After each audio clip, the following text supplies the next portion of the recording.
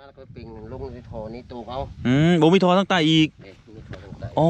ท่อน่ะก็เฮ็ดไม้ไผ่เด้ครับบ่แม่นอันนั้นเป็นภูมิปัญญาดั้งเดิมเลยเป็นเกลือแบบดั้งเดิมบ่มีสารพิษบ่มีสารเคมีหยังบ่มีบุกลงเลยนี่บัดนี้เฮ็ดจังได๋มันสิเป็นเกลือบัดนี้มันก็บกลงนี่แหละบกลงนี่ขาวๆนี่ตัวขาวๆนี่คือเกลือบ่นี่แม่ละนี่มันพุดขึ้นมานี่นี่ก็ถือว่าเป็นภูมิปัญญาอีกแบบนึงครับมาเช้ามาเฮาก็มาเป่งอันนี้แล้วนี่เป่งอันนั้นคืออันตัวตันหูมันบ่ฮะนั่นแหละอืมคันว่าฝนต้องตัวนี้มันก็ไหลจากโจกลงแล้วนี่ท่านเอาออกเอาน้ำเกลือซ้ำคันยามมันเช้านี่เฮ็ดเกลือครับภูมิปัญญาชาวบ้านเอามาเปิดเอาไปต้มโตก็ยังเลยบ่ได้ขาดเชื่อมันบ่มีหยังเลยมีแต่ไฟขาดเชื่อจังแต่ไฟอย่างเดียวมันเป็นเกลือที่ว่าถ้าเกิดว่าบ้านเฮาสมัยตะกี้ปรุงอาหารแซ่บเนาะน่าจะส่งเสริมได้นะครับส่งเสริมแล้วก็เฮ็ดเป็นการท่องเที่ยวก็ได้คือกันเฮ็ดเป็นสินค้าผลิตภัณฑ์พื้นบ้านนี่ได้เลยนะได้เลยเพราะว่าหลายแห้งตรงนี้เป็นแดงๆอยู่กับแม่นเบิดเนาะผ้าแดงผ้ายังเป็นหมอเองอยู่หั่น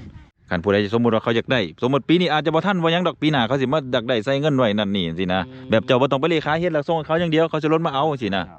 เฮาต้องมาบ้านอีหยังเกาะมาลงบ้านนี่รถแล้วโนนสมบัติบ้านโนนสมบัติเมืองจำพรแขวงออกจากหอไตรปีดกมาครับมาหอดขัวผมว่าสิเขามาเที่ยววัดครับวัดอยู่ทั้งหลังกันแหละครับวัดก็เป็นสถานที่วัตถุโบราณครับมาเห็นอันมองนึงครับมองนึงผมแปลกใจว่าเพิ่นเฮ็ดหยังที่แรกครับแปลกใจแห้งว่าเพิ่นเฮ็ดหยังมาเบิ่งครับก็เป็นร่องน้ำครับเป็นขัวเป็นสะพานห้ามรถนักเข้าเกิน4 ต้นสต็อปว่าซั่นนี่เพิ่นตักน้ำมาแล้วก็มันจะมีกองดินเดี๋ยวผมก็เลยสงสัยครับสงสัยว่าเพิ่นเฮ็ดหยังขึ้นเดี๋ยวผมสิพาไปเบิ่งพาไปถามเพิ่นครับกำลังเคยเห็นกำลังเคยพ่อ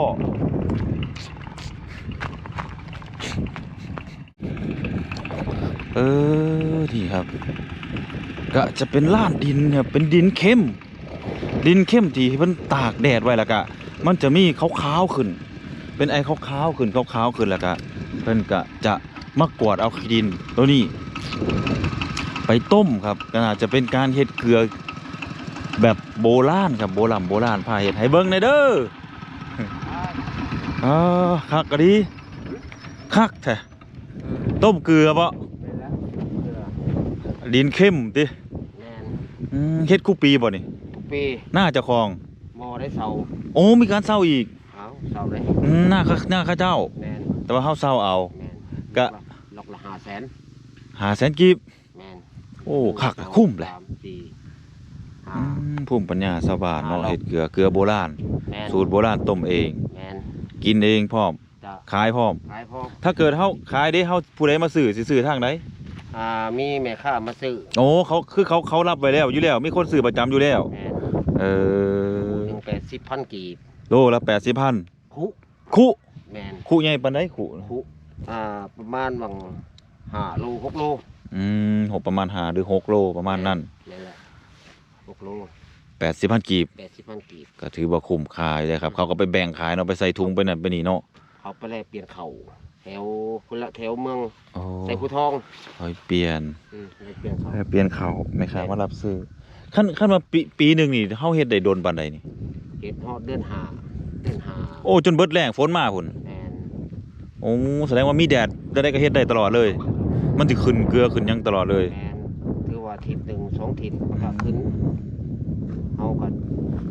มาขูดเอากาแฟดิอันไหนแนวโอ้ว่ามันเพิ่นปลูกผักบ่แม่นบ่นั่นบ่ได้อันนั้นคือหยังหั่นอันนั้นคือว่าหางโตกมันโอ้ว่ามันเป็นเฮ็ดปลูกผักครับบ่แม่นครับบ่ได้หางโตกนี่คือแบบว่าเอามาใส่นี้แล้วก็เอาน้ำมามักเมี่ยนมักไว้อีกคืนนึงแม่นแล้วก็ตื่นมาแล้วก็ปิงลงในท่อนี้ตูเขาบ่มีท่อทั้งใต้อีกอ๋อท่อน่ะก็เฮ็ดไม้ไผ่เด้ครับบ่แม่นอันนั้นเป็นภูมิปัญญาดั้งเดิมเลยเป็นเกลือแบบดั้งเดิมบ่มีสารพิษบ่มีสารเคมีหยังต้มก็มีแต่น้ำกับฟืนกับไฟกับหม้อเท่านั้นเองแม่นคักแฮงครับต้มเกลือก็คำเป็นโอ้ไม่เฮ็ดหลายคนหลายเจ้าตัวนี้ตามห้วยตามห้องนี่แม่นเบิดเลยเด้นี่เทิงกับแม่นเทิงกับแม่นทั้งล่างกับแม่น แถวนี้เขาห้องเกลือหยังแถวนี้ อันน่ะเกลือขี้ท่า เกลือขี้ท่า แมน ถ้าเป็นบ้านเฮาก็ห้องเกลือสินเท่าแม่นบ่ แมนติ สินเท่าเนาะเกิดทางบ้านเฮ็ดเองอะนะ แมนแมน เนาะ เออ น่าสิแม่นนะถ้าจำบ่ผิดจะดูว่าผิดก็ขอโทษขออภัยครับสามารถที่คอมเมนต์มาบอกกันได้ เกลือขี้ท่านี่ถือว่า อืม น้ำนี่อาจจะเข้มนิดนึง เป็นน้ำเข้มน้ำก้อย แมน น้ำก็เข้มครับน้ำตามห้วยตามหอกนี่ขี้ดินนี่เด้เข้มอยู่บ่ อันนั้นบ่เข้มบันได เอ้า ตัวนี้อันนี้มันเป็นขี้ท่าฝุ่นเด้ โอ้มันขี้ถ้าฝุ่นแล้วมันสิบ่เข้ม ตัวนี้ แต่ตัวนี้รับประกันมีความเข้มแต่เฮาซิมได้บ่ เอาชิมได้ไข่ อ่ะ เบอร์เนี่ย คันบ่เป็นหยังก็ซิมเนาะโอ้เกลืออลีเลยมันแข็งๆเนาะอลีนี่ ตาเกลือควัก คือทอดตอนเด็กน้อย บ่ โอ้บ่เฮ็ดจังไดตอนนั้นไปเลี้ยงงูอะ เออ เห็น แต่ว่ามันบ่หลายจังซี่ดอก อืม ลองซิมเบิ่งครับนี่คือทอดตอนเด็กน้อยทีอืม เข้ม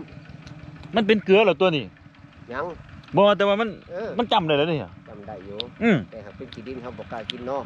กินแล้วเด้ซะ อืมมันเข้มแหละครับ แต่ว่ามันเข้มแบบเข้มนัวเข้มแบบ กินไปนัวได้ เข้มแบบแซ่บแต่ว่าเสียอย่างเดียว มันยังมีขี้ดินอยู่มันหยะหน่อยนึง กิน มันอันนี้แควหน่อยนึงเนาะ มันเอาเลย แต่ว่า มันเป็นเข้มนัวๆเนาะ อืม มันบ่เข้มบ่เข้มคักคือเกลือนะ คือเกลืออันน่ะเกลืออันน่ะ อืม เขาดูขึ้นมาเขาต้มละเข้มเลยนะ เดี๋ยวเกลือดูดขึ้นมาตัวนั้นเข้มแห้งเนาะ เข้มแห้งละขม ตัวนี้เข้มนัวเข้มแซ่บ หอ เนาะ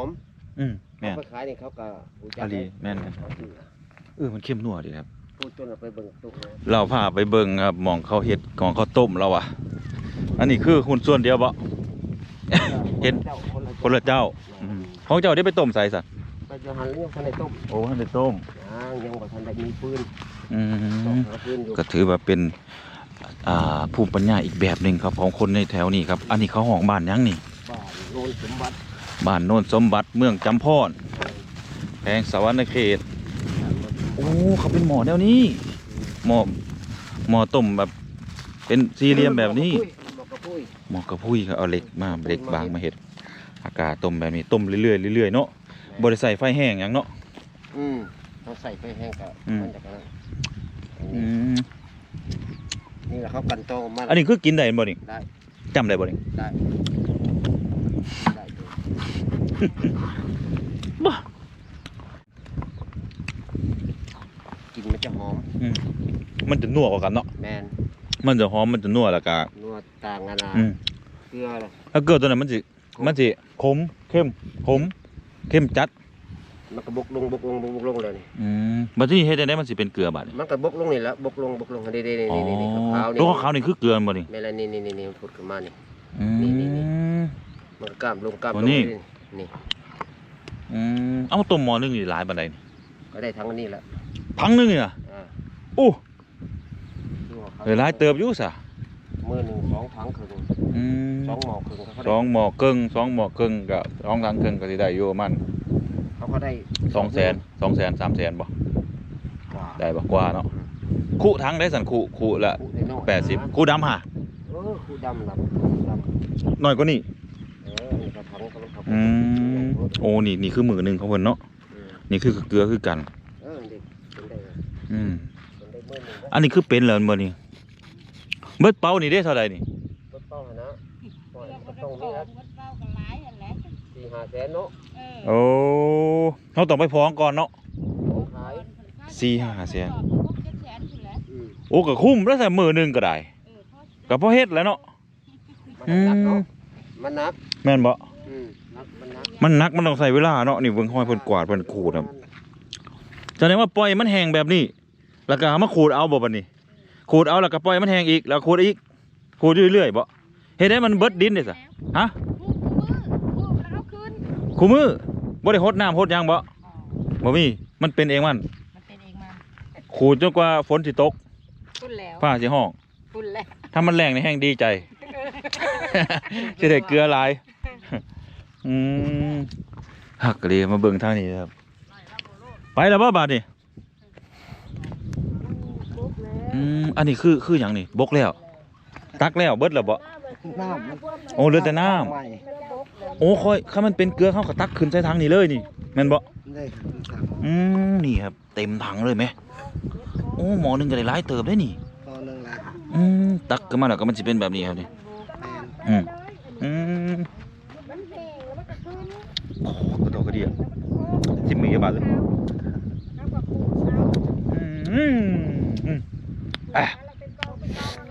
ของแท้ครับของแท้ใบตัวเต็มถังเลย อันนี้คือเจียบสิโปงหรือเปล่า ว่ามันยังบ่กล้ำเป็นตอนเกลือ อ๋อ ได้พวกที่มันเป็นเกลือแล้วทอด เป็นเกลือแล้ว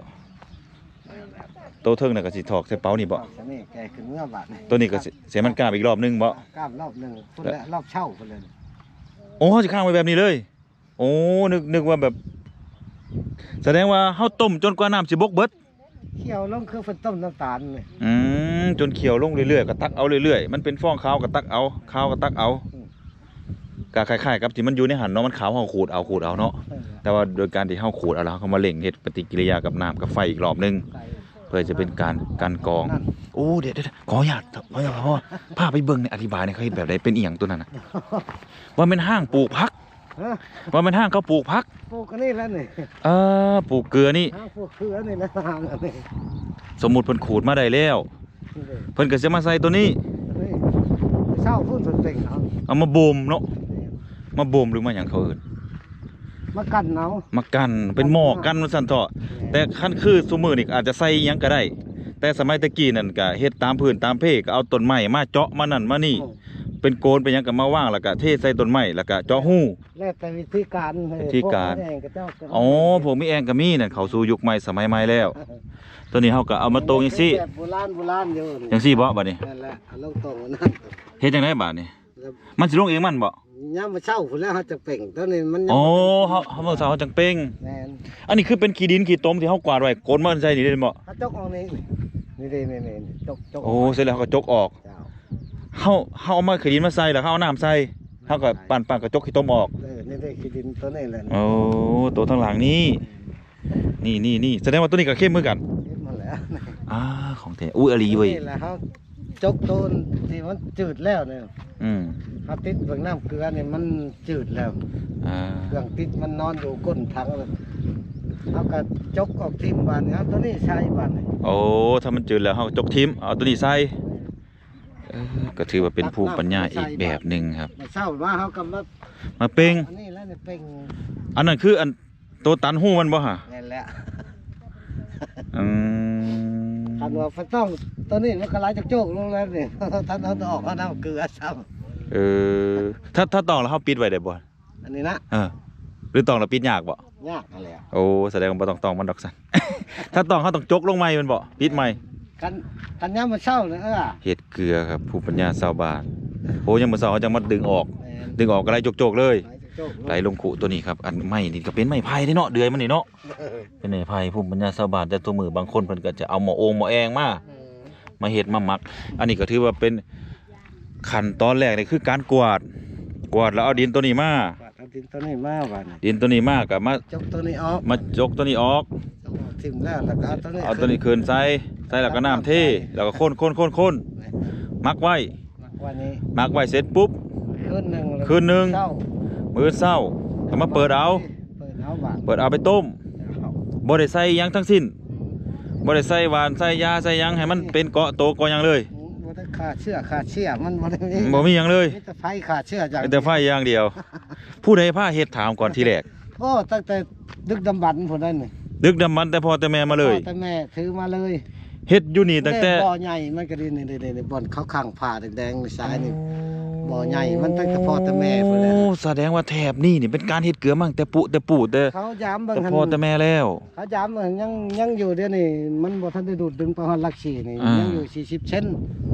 แต่ธาตุเกลือนี่ ธาตุเกลือฮะความหนาของมันฮะ ความหนาของมัน โอ้แสดงว่าเฮ็ดได้อีกหลายโซคนคันแม่นเขาบ่ดูดไปฮะ เขา อีกหลาย โอ้ยนี่ก็ทนได้ปีแล้วนี่ อ่า เขาย้ำเบิ่งปีแล้วนี่40เซนเขา แสดงว่าใต้ดินแถวนี้มีแต่เกลือได้นี่ เกลือคันว่าพวกเขาพวกยังขาดน้ำแล้วเนี่ยขาวน้ำขาวขึ้นแล้วแน่นเบิดแล้ว ขาดเกลือเขาตายเลยมันเค็มเนาะ เค็ม อืมภูมิปัญญาชาวบ้านครับแสดงว่าเกิดได้ยังมาเห็นเลย เห็นเลย พ่อแม่พาเฮ็ดมาเลย ซื้อมาแต่พ่อแต่แม่พุ่นเลย เออ เห็นชื่อทอดมาเลย นึกว่ามาเฮ็ดบางยุคใหม่นี่บ่แม่นเพิ่งเคยเห็นเพิ่งเฮ็ดมาแล้ว อันบ่อใหญ่ตัวนึงคนได้จะวางข้างวัด อืมยังว่าสิขึ้นไปอยู่ เออ เขาว่ามีอิหยังโบราณวัตถุโบราณ ห่วยก็สิลายแนวคือว่า อยู่หั่น อยู่วัดไหม อยู่วัดว่าแล้วอาจารย์มันหลายเครื่องศักดิ์สิทธิ์หลายอยู่แล้ว บ่เห็นเพิ่นว่าอีหยังวัตถุโบราณนะเขียนป้ายก็เลยเข้ามาเบิ่งผัดมาพอตัวนี้ครับบ่คิดบ่ฝันว่าสิได้พอได้ภูมิปัญญาชาวบ้านแบบว่าเอ้าถ้าเกิดหน้าน้ำเฮาปล่อยไว้เลยบ่ นี่แหละ มันบ่ไปน้ำน้ำบ่อ่างตัวนี้นะ นี่นะ แม่น เขาบ่ได้เอาดินออกได้บ่หายาเขาปลาเลย อันนี้คือการ เขากับเป่งอัตน้ำมัน มักเกลือเนาะเขาสิว่ามักก็มักบ่ นักกับแมน มักก็แม่นเนาะมักไปคืนหนึงเนาะ มันแบบว่า มักเอาน้ำเอา คือว่าพวกลักชีนี่ก็ต้องประกันเป็น น้ำไปโลด เขาเจ้าปั่นเอาเลยเนาะ ปันเอาน้ำโลด แต่เฮาผัดมัก ปันเขามันมามักกันตัวนี้นี่ มักขี้ดินไว้ก่อน ดินก็ขึ้นนึง กว่าเฮาสิได้มักเสร็จแล้วปุ๊บเฮามาเปิดเอาแต่น้ำมัน แต่เขาลักสีเขาดูมากเขาปั่นเอาเลยเนาะ ลักชีมันเป็นน้ำเกลือคือโลดเขาเป็นนั่นขี้ดิน ของพ่อของเฮานี่เป็นบ่ได้แม่นเป็นบริษัทเป็นโรงงานคือเขาเฮาใส่ภูมิปัญญาชาวบ้านสืบทอดกันมาแต่บรรพบุรุษ แต่ว่าผู้เพิ่นเคยกินนี่ขึ้นเหนื้อลงใต้เจ้าว่าเกลือนั่นเกลือต้มบ่เกลือต้มถ้าเกลือต้มแล้วเอาผู้สี่คู่ห้าคู่กินบ่แล้วเจ้าเกลือลักชีเจ้า เกลือตัวนั้นมันเป็นเกลือวิทยาศาสตร์ เกลือวิทยาศาสตร์ เกลือเฮาเป็นเกลือแบบภูมิปัญญาแล้วมันนัวกว่ากันได้ข่อยซิมเบิ่งหั่นน่ะมันนัวได้ มันต่างกัน รสชาติมันต่างกันได้ ตอนนั้นมันแห้งผงชื่อเนาะ มันเข้มขมเข้มแบบเข้ม สมมุติเอาปลาได้กับโตปลานั้นพงแล้วได้น่ะ ตัวนั้นบ่ขั้นตัวนี้มันจะนัวไปเลยเนาะ ไม่ตอนนี้ปลามันก็บ่ได้บวมได้เบียมได้น่ะโตได้จับขอบอย่างว่า3 ปีก็อยู่หั่นแล้วแต่ อันนี้คือเรื่องจริงนะครับผมก็เป็นคนแบบกินปลาแดกไปยังคือกันพ่อแม่ก็พาเฮ็ดมาคือกัน ถ้าเป็นเกลือที่ว่าเกลือที่กันเองเฮ็ดเองเนี่ยมันจะแซ่บกว่ามันรสชาติมันจะต่างกัน แต่ถ้าเป็นเกลือโรงงานเกลือวิทยาศาสตร์เนี่ยเขาจะใส่สารฟอกขาวใส่หยังอีกหลายอย่างแล้วก็มันก็จะรสชาติมันก็จะเปลี่ยนไป ชาติต่างกันโลด ใส่ปลาก็สิโพงอิหยังไปเนาะ เดี๋ยว แต่ของเฮาใส่ปลาก็สิแข็งไปเลยเนาะ คันว่าลงทั้งแถวหนองบัวท่านี่โอ้ยนี่เดือนหนึ่งไปปีแล้วนี่9 5 ช่อง เขาเจ้ามากเขาเจ้าไปเฮ็ดปลาแดกความมาจาก ใกล้คลองเด้ ถ้าว่า เขาเจ้าได้ปลาขึ้นมาเนาะ เดือน5ค่อยต่อเดือน6ก็ลงมาส่งอีกได้บ่เราอะ เออ เกลือท่อหั่นก็เฮาอัดใส่ท่อแล้วหั่น ก็เกลือชาวท่อก็ตันโตชอบอีกก็5ชอบเอาลงเบิดนี่เรา แล้วเอาเบิดเลย เอาไปเลย เออ เข้านี่เราของเรายืนตักอยู่พิโรด แต่ว่าตกลงราคากันว่าตอนแรกก็ได้จะขายก็ได้เลยตกลงก็ได้เลยเพราะว่า2 คู่เกลือต่อ3ทั้งเข้าเอา ตกลงกันเอาเลย ตกลงกันเอาเลยถ้าขายได้คู่80เอาเข้าเราอ่ะลูกชายแล้วก็ไปยืนตักให้ชอบเป็นนัวมันสิน้อยนะเจ้าว่า สอบเป็นนัวใหญ่หั่นนะคักเลยอ่ะ แต่ว่าบ่ลุบเพิ่นบ่ลุบโตหั่นนะ มันเป็นเกลือที่ว่าถ้าเกิดว่าบ้านเฮาสมัยตะกี้ปรุงอาหารแซ่บเนาะ แม่น ใส่ปูใส่ปลาใส่อันนี้เฮ็ดปลาแดกปลาอ้อมปลาจอมปลาสั่นก็ผมเบิ่งแล้วน่าจะส่งเสริมได้นะครับส่งเสริมแล้วก็เฮ็ดเป็นการท่องเที่ยวก็ได้คือกันเฮ็ดเป็นสินค้าผลิตภัณฑ์พื้นบ้านนี่ได้เลยนะได้เลย ก็หลาย เพราะว่าหลายแห้งตรงนี้เป็นแดงๆอยู่กับแม่นเบิดเนาะผ้าแดงผ้ายังเป็นหมอโองหมอเองอยู่หั่นแม่นเบิ เพิ่ ด น นะ ลงมาแต่ละปีนี่เพิ่นลงมาสัมภาษณ์ลงมา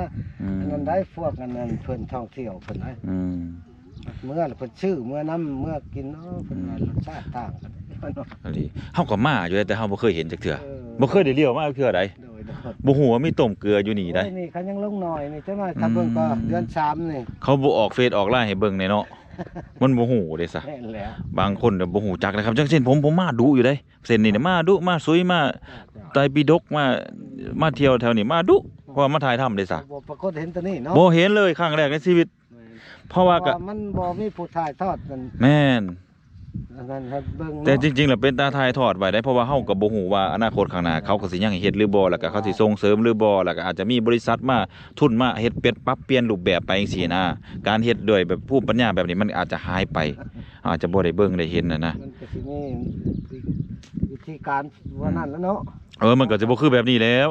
จากกระโบมใหม่แบบนี้เขาก็สิเอาพู้นแหล้วถังพู้นแหละเห็นบ่มันเริ่มมีละถังอันนั้นน่ะ แต่พวกกัน โอ้ คนไทยก็เจ้าลงมาโฆษณาจ่ายปุ๋ยนี่ก็เจ้ากันยังให้ขุดเอาดินนี่ก็สมุดคอยนี่ เขาเงินรวม เขาไปเฮ็ดปุ๋ย เจ้าก็เจ้าว่า ขุดเอาหน้าภายหน้ามันพวกดินต้มกับดินต้ม อืม เจ้ากระจายแบบพวกกันพุ้ยโอ้คันถอกคันไถ พวกนี้มันก็ต่างหากอีกบ้านพวกถาดเค็ม โอ้เขาดินไปวิจัยว่าเขาใส่ปุ๋ยตัวใดตัวใดตัวใดสมมุติมันเข้มเขาก็ใส่ปุ๋ยอ่อนลงบ่ให้ปุ๋ยเข้ม แม่นปรับปรุงอยู่ในเครื่องเขาเพิ่นครับ เออ เมื่อวิจัยเบิ่ง วิจัยเบิ่งดิน แม่น เพราะว่าในพื้ เพิ่ น นลงมาเลยได้ เพราะว่าในพื้นที่เฮานี่มันสิมีทั้งหม่องหน้าดินเข้มหน้าดินบ่เข้ม จ้า หน้าดินธรรมดาก็มี หน้าดินเหนียวก็ต่างหาก ดินเดียวก็ต่างหาก คือแถวโคกแถวหยังนี่ก็บ่มีมันนี่เอาแม่มันนี่ได้เค็มถาดเค็ม คันแม่นผู้ใดอยากได้ใครให้เขามาสู่ไสนี่มาติดต่อทางใด ฮะ คันผู้ใดสมมุติว่าเขาอยากได้ สมมุติปีนี้อาจจะบ่ทันว่าหยังดอกปีหน้าเขาสิมาอยากได้ใส่เงินไว้นั่นนี่สินะแบบเจ้าบ่ต้องไปเลขาเฮ็ดแล้วส่งให้เขาอย่างเดียวเขาจะลดมาเอาสินะเฮาต้องมาบ้านอีหยังเกาะ มาลงบ้านนี่รถแล้วโนนสมบัติ บ้านโน้นสมบัติ เจ้า เมือง เมืองจำพร แขวง เขตชวนาเขต บ้านโน้นสมบัติเมืองจำพรแขวงสะวรรณเขตสปลาวครับผู้ใดสนใจมาติดต่อไว้เลยครับปีหน้าฝากไม้เพิ่นก็เฮ็ดคือเก่าครับเพิ่นเฮ็ดทุกปี ทุกปี เพราะว่าถือว่าก็เป็นอีกหนึ่งอาชีพที่สามารถที่จะสร้างรายได้ให้ครอบครัวและก็ให้ชุมชนแล้วก็สามารถที่จะเป็นผลิตภัณฑ์พื้นบ้านชุมชนได้เลยเพราะว่าแล้วก็อีกอย่างหนึงมันเป็นซิกเนเจอร์ครับเป็นอีหยังที่แบบว่าเริ่มสิหาเบิ่งยากละการต้มเกลือโดยที่บ่ได้ผ่านกรรมวิธีอุตสาหกรรมต้มเกลือแบบพื้นบ้านเฮาคักล่ะคักใจล่ะคุ้มล่ะไปขอบมกขอบใจได้หลายวันนี้เห็นแล้วก็แบบน่าส่งเสริมเลยครับน่าส่งเสริมแล้วก็เฮ็ดแบบเป็นการเรียนรู้นั่นนี่นะครับแล้วก็เฮ็ดเป็นผลิตภัณฑ์แบบว่าผู้ใดมากอะเอาฝากเขาเมื่อจังซี่นะคนมาเที่ยวมาหยังสินะเขาซื้อเมื่อจังซี่นะคักอยู่ได้เนาะนี่ไปตั้งขายหน้าทางจังซี่นะเพราะว่าคนเขามาเที่ยวหยังเขามาเที่ยวซุยเขามาเที่ยวดงลิงเขามาเที่ยวไตรปิฎกนี่นะ มันก็เป็นสามารถที่จะเป็นเส้นทางท่องเที่ยวได้นะครับเส้นนี้แล้วก็ซื้อเกลือที่โดยบ่ผ่านบริษัทเมื่อ ผมบอกเลยว่าผมซิมเบิ่งแล้วเกลือมันนัวพอดีมันแบบมันจะเป็นนัวๆมันจะบ่เข้มแห้งอะนะมันนัวพอดีฮะหน่วย10,000ครับทางปากทางบ้านหยังบุ บ้านแพลง ฮะ บ้านแพลง บ้านแพลงปากทางบ้านแพลงเพิ่นขายทุกมื้อครับมื้อเพิ่นดุเพิ่นมานมื้อเพิ่นขี้ข้านเพิ่นก็บ่ขายหน่วยละ10สุกแล้วบ่ ยัง นี่ ยังบ่สุก ยังบ่สุกบ่เอาเร่งๆเอาเบิดซองหั่นล่ะขายหยังแหน่ขายบักข้าวโพดขายบักเกี้ยงขายบักสาลี่ขายบักจักอีหยังแหน่บุหะ ห่อส่ง ห่อส้ม แล้วก็หมากกระบอกแล้วก็หมากขาม มากระบกแล้วก็มักขามมาอุดหนุนเพิ่นได้เด้อครับก็คือบ่ขึ้นบักตาลมาขายคือเขา อันน่ะหั่นแม่เฮา บ่ แต่เพิ่นเบิดแล้ว โอ้ มีแต่เป็นแซง โอ้นั่นคือแม่โตแสดงว่ากิจการแถวนี้ฮุบเบิดเลย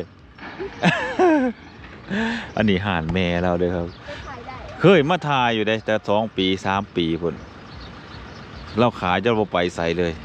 แม่เราว่าซั่นแต่ดนแล้วครับนะกินบักสาลีซะก่อนสาลีแซ่บๆครับสาลีเผาคนดูคนมันก็พอได้ขายเนาะได้มือ5มือ10เนาะ พอได้ขาย ของเจ้าได้มาขายตอนใดของเจ้า เท่านี้นะ อืม บางมื้อเฮาก็มาขาย บางมือก็มาขายบางมือก็บ่ได้มา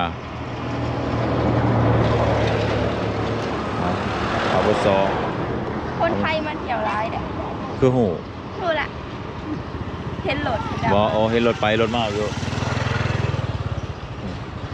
เฮ็ดหยังคือเอาโออยู่คนไทยมาเที่ยวหลายน้องว่าแสดงว่าเขามาเที่ยวพวกนี้บ่จักเนาะเที่ยวฮอไตเที่ยวหยังสิเนาะมื้อนี้เฮ็ดหลายคันบ่ หลายคันอยู่ เขามาเที่ยวหลายว่าซั่นโอ้ยแซ่บกินเป็นตาแซ่บจังโอ้ยใส่เบิ่งดูโซ่ความแซ่บเบิ่งดู ยิ้มจะเสียให้โอ้ยแฮนเอาเว้ยทางเขาเมืองจำพ่อนะมาอุดหนุนเพิ่นได้เพิ่นขายคู่ปีครับผมมา3ปีแล้วก็เห็นเบิด3ปีมาเทื่อใดก็เห็นเทื่อนั้นแล้วแต่ฤดูกาลอาหารเพิ่นสิหามาได้กบเขียดย่ำมีก็เอามาขายมันบ่ โดย ย่ำกดย่ำเขียดมีก็เอามาขายย่ำบักใหม่บักตอกนั่นนี่มีก็เอามาขายผลไม้พื้นบ้านอย่างเช่นบักตาลบ่ต้องฟ้าวอ้ายท่าอยู่ คือว่าแล้วครับมันก็ต้องใส่ตามไฟมันนั่นแหละคันเร่งร้ายมันก็ไหม้เนาะ โดย มันก็ไหม้ก่อนสุกมันก็สิบ่แซ่บครับดูเลยครับ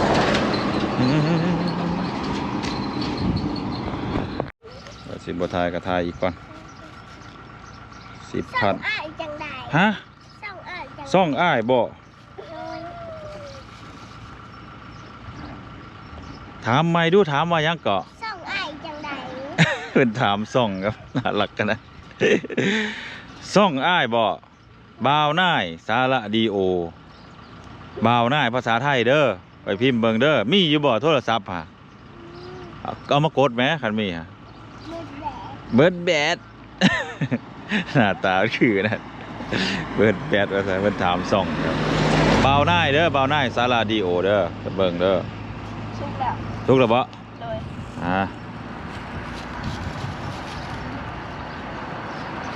เอาจับเอาเงินดึง